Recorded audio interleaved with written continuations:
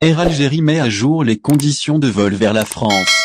À compter de ce samedi 4 décembre, les voyageurs au départ d'Algérie vers la France doivent présenter le résultat d'un test PCR ou antigénique négatif de moins de 48 heures avant le départ. Cette nouvelle obligation instaurée par la France intervient dans le contexte de la lutte contre le nouveau variant Omicron.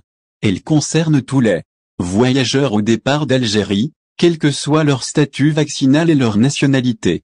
Les règles de voyage vont également changer vers l'Algérie pour les passagers des compagnies maritimes à partir du lundi 6 décembre, avec la mise en place du pass vaccinal obligatoire. Corisca Linea a mis à jour les conditions de voyage entre l'Algérie et la France. Une preuve de vaccination sera exigée pour tout voyageur âgé de plus de 12 ans. Pour les départs vers l'Algérie, le protocole sanitaire prévoit toujours un test PCR négatif de moins de 36 heures et un test antigénique à l'arrivée.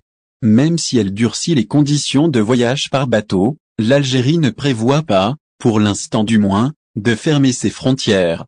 Les rumeurs qui circulent actuellement évoquant cette hypothèse ne reposent sur aucun élément sérieux.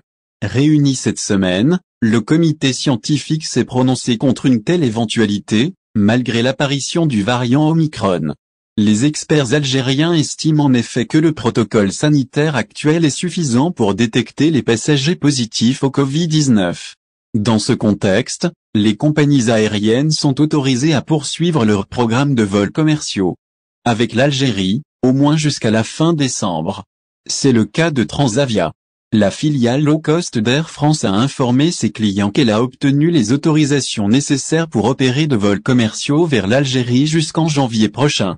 En revanche, Transavia a décidé d'annuler tous ses vols entre la France et le Maroc jusqu'au 2 janvier prochain inclus.